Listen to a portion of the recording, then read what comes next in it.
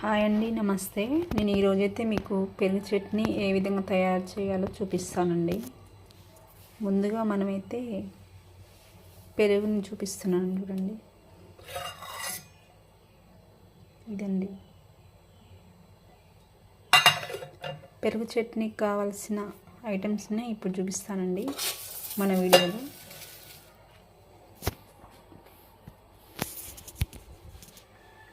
Onions, ఎండుమిర్చి, పచ్చిమిర్చి, కరివేపాకు, జీలకర్ర, ఆవాలు, ఇవి పెరుగు చట్నీకి కావాల్సిన ఐటమ్స్ అండి.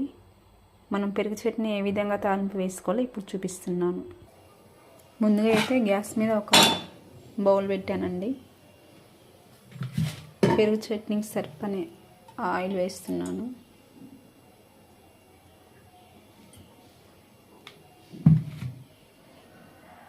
ఆయిల్ అయితే బాగా వేడైందండి. ముందుగా అయితే నేను ఎండుమిర్చి వేస్తున్నాను.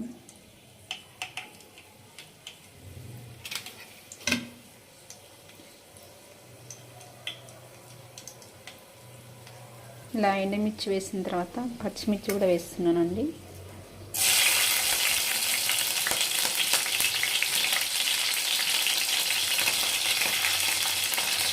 కొంచెం జీలకర్ర,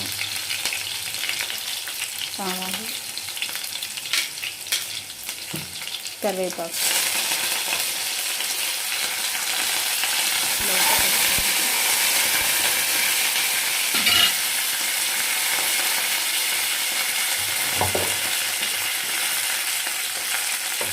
చిటికెడు పసుపు వేసుకోవాలి.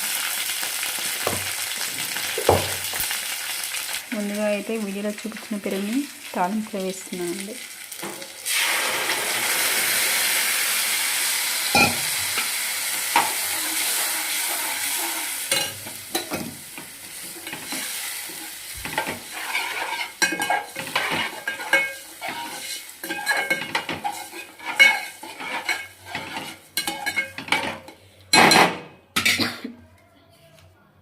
కొంచెం